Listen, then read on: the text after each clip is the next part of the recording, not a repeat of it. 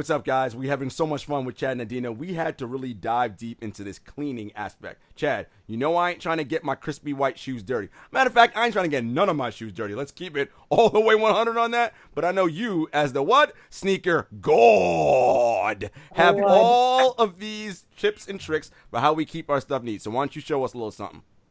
Well, yeah, so I just have a couple of just items that you should have maybe to just have around, because you wear shoes, they do get dirty. Things happen. So you want to make sure that you have something that you can get out as soon as possible, because if they stay too long, it's almost impossible to get a stain out.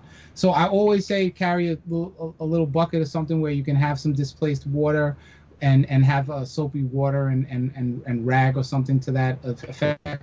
I generally use these sponges that have like these Brillo pad type, but not too harsh, and then also the soft sponge place for the abrasive surfaces on like midsoles, outsoles, stuff like that, to get that stuff really off. And then Jason Mark is another brand that he's got a lot of these tools and utensils that you can use while you're cleaning. And they really, because ultimately when you clean the stuff, you want to like loosen the dirt and all those particles that are really staining the stuff, and then you want to try to wipe it away before it can like damage any materials. And so you want to use as little moisture as possible, not too much, and depending on the material, will depend on how you apply. So also this, it's like a blow brush. Yeah, this is a little brush. So this one is a harder bristle. So I would say I would use this on like maybe even like a leather, or like a midsole, or even like a some type of a polyester material around the shoe, especially like those baggy, cheap vinyl apparel, like that kind of stuff. Yeah. And then but I'll tell you what my go-to is. Jason Mark OPEC. My family doesn't know to buy me, so they buy me this stuff. This was his Christmas present. Yeah, because I like expensive shit. I like cheap shit, but I'm really particular. Like, what does he want for Christmas? I was like, I don't know. Jason Mark. So exactly, always a good gift. Exactly. Then also like Jason Mark microfiber, like cloths in these little boxes, like American Express holder. A lot of times when you go to these events, they give you like these little grabby bags, and a lot of this Jason Mark stuff is like free shit. Yeah. So like if you have these credit cards, it's a way to be able to get some of this stuff free rather than going and buying it. Yeah, that's another gem for you. But here, y'all, I gotta give this like an intro. This is the go-to. Yeah. This is when I met Chad 7 years, and he was living in a basement, and his thing looked like the back of Foot Locker, but like it was a large basement from New York. Because where else you gonna live? And all of a sudden, this is what he was using, son. Yo, Chad, you know what the palm olive, Chad? Tell him about the palm olive. If it works, it works, man. I just do soft scrub on my white sneakers. They should cut me a check though.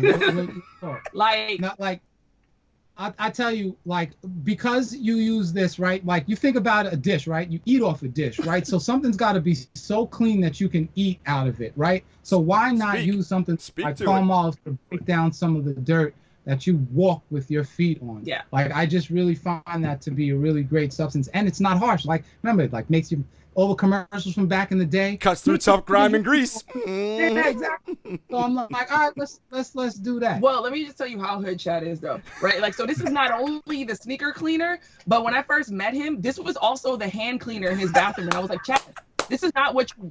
He was like, what? It says it's soft on hands. It's multi-purpose. It's multi-purpose. Job. I was like, there are dishes on the cover of this. And he's like, no, it ain't. It's for your hands. Listen, my career actually was to be a director of operations and streamline efficiencies. To me, that's a streamlined efficiency. Yeah, I love smarter, not harder, Chad. I love it. Not harder. And then because he don't want to go to the 99-cent store and get more, he just keep adding water to it. And Yo, I'm like, shake it up. Add some more. And then shake it up. But listen. On the law, we're giving you all these gems. Okay? You know? So this is how you spread it out, and so you don't spend money on brand names and stuff like this, and it does the job. Because like real talk, as great as Jason Mark is and stuff, like he was not using that 7 years ago. These are gifts. There was no and Jason Mark in there wasn't 1991. No, Jay. So he got these gifts, and it's like if you can run out and get some, well, we got these for gifts and free. But if not, like he bust some studs with palm olive. Yeah, man. And then this. Oh one. Yes, I have a big yes. Yes. Really, this is originally for like shining a shoe. I have one. And another. But what I find is that it's really great for like nubuck type materials that get all that fuzzy hair and everything. anything, you can really brush them clean and get that color really like nice before you put it away. And also with suede, it'll help you when you use water, because suede tends, when you use water and it dries out, it gets really hard. And so sometimes the brush will help you get the nap back. And that's not with an N, y'all. Okay?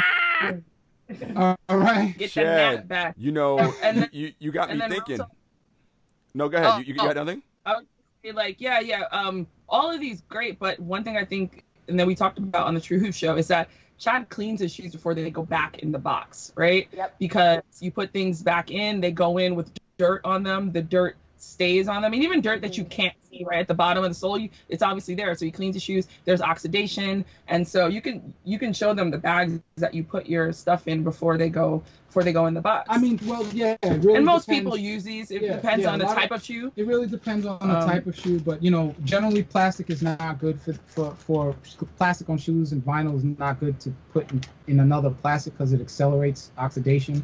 But if it's a leather and rubber shoe, 2.5 gallon Ziploc bags are great for storage, especially if you allow breathability. But you got to make sure the temperature is right.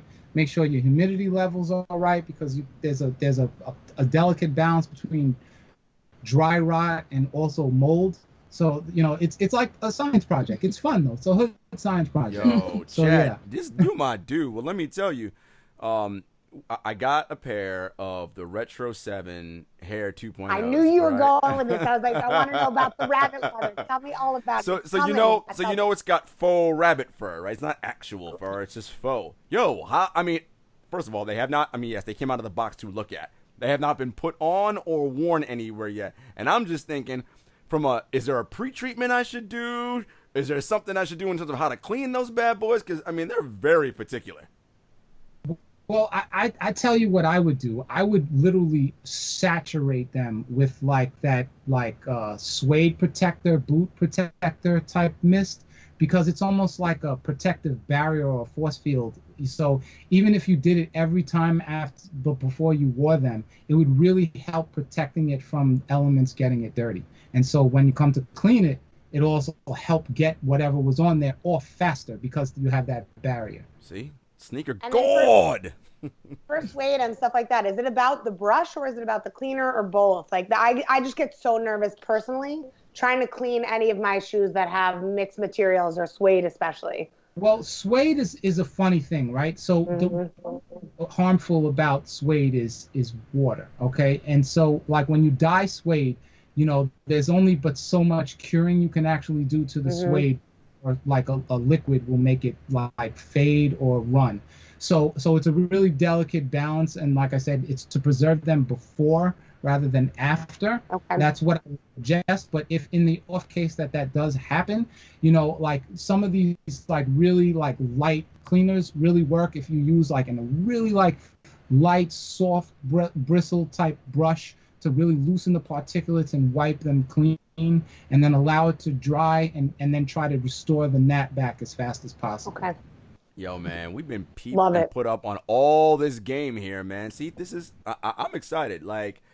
I feel like every time I talk to Chad, I learn so much more. Man, I'm gonna go do all this Googling now about fucking suede and napbacks and all. I'm like, let me find out what's going on with all this stuff to make sure my stuff is correct. Because again, the collection may not be large, right? But it's got some nice stuff, and ain't nobody trying to get my stuff messed up out here when I go outside. And I expect you to send on a group text all of us when you take those rabbit leather hair Jordans out for a spin, okay? Yes. Listen, I need it in my life. They're probably gonna get worn once a year. Let's because I already got a specific outfit in my head that I'm wearing with them. So it's I that's it. I don't play that game. Stunting occasions. I have plenty that I've sourced away for that one crazy occasion. Yes. Dropping cleaning gems. But Chad, we appreciate you. Adena, thank you so much, guys. This was Cleaning Tips with Chad and Adena. Sir, thank you for having me again.